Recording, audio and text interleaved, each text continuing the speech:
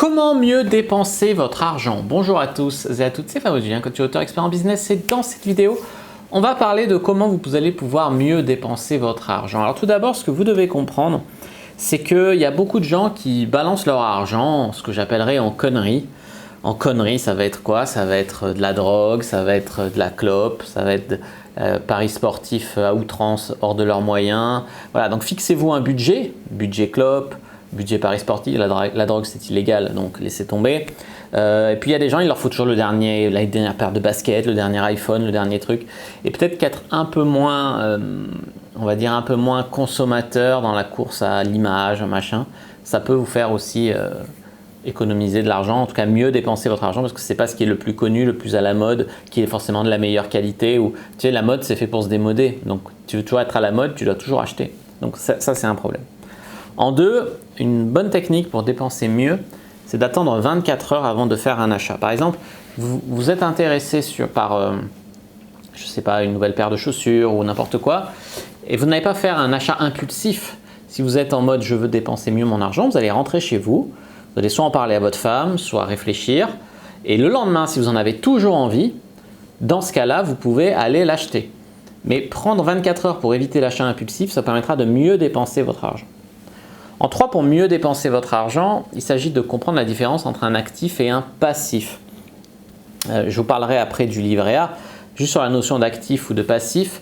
Si tu achètes, en fait, n'importe quoi peut se transformer d'actif en passif ou presque, sauf certaines choses. Il y a des choses qui seront toujours des trous sans fond en fait. Des choses qui vont que vous coûter de l'argent, et plus ça va vous coûter, plus ça va vous coûter. Et ça en fait, c'est très difficile de le transformer en actif. Un actif c'est quoi? C'est une dépense qui te rapporte de l'argent en fait, c'est comme un investissement. Et donc en fait un actif, qu'est-ce que j'allais vous dire moi? Oui, un actif, par exemple tu peux prendre un petit chat.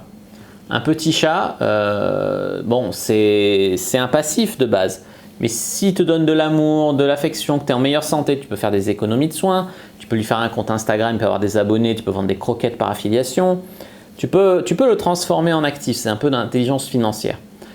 Ce que j'allais vous dire aussi, c'est que si vous cherchez à mieux dépenser votre argent, pensez toujours en termes actifs-passifs. Par exemple, je donne un exemple, t'en as un, il veut se payer une escort girl. Bon, une escort girl, tu veux te passer le fantasme de l'escort girl. Bon, on est d'accord que c'est 300 € qui partent en 1 heure. Bon, et ben, si tu veux en faire un actif, ce que tu peux faire, c'est par exemple, tu la payes peut-être 100 € plus cher, mais tu lui dis je veux filmer, t'en fais un porno, et le porno, tu le vends. Voilà. Tu vois, ton fantasme, tu le réalises tout en ayant de l'argent qui gagne avec, tu vois. Tu peux gagner de l'argent avec. Donc ça, c'est vraiment à comprendre la différence entre actif et passif. Le meilleur exemple d'actif passif pour bien comprendre, c'est par exemple cet appareil photo avec lequel je filme. J'ai déjà fait des photos de famille avec, ce genre de trucs. Et aussi, ça me permet de tourner des vidéos qui, elles, me rapportent de l'argent. Vous pouvez aussi tourner certaines de vos passions ou certains de vos, on va dire, de vos instruments qui vont vous servir à la fois pour vos hobbies et pour votre métier en actif et pas forcément que en passif. Avoir de l'argent qui dort sur votre livret A, ce n'est pas un actif. Dans ce cas-là, il vaut mieux acheter un appartement, du moins faire le capital pour acheter un appartement, machin.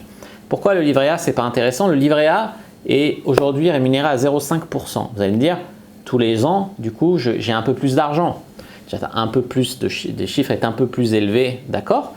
Mais l'inflation est super, c'est-à-dire que le coût de la vie augmente de plus de 0,5%. Le coût de l'inflation, le taux de l'inflation est supérieur au taux du livret A.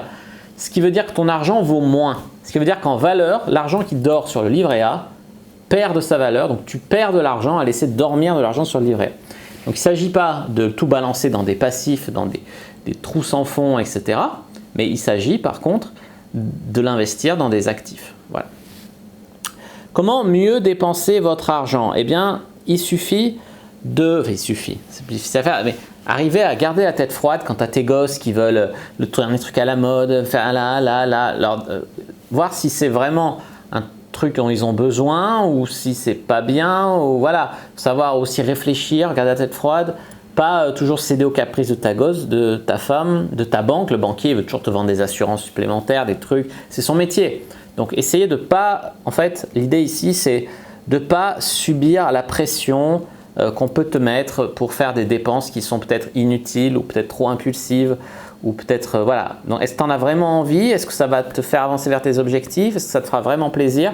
Si oui, ok. Sinon, ça te fera vraiment plaisir de faire plaisir, c'est une chose. Ça fait vraiment plaisir juste d'avoir la paix, ça s'appelle du chantage. Et dans ce cas-là, les enfants, il faut qu'ils attendent ou qu'ils avancent des arguments ou qu'ils économisent de leur argent de poche. Enfin voilà.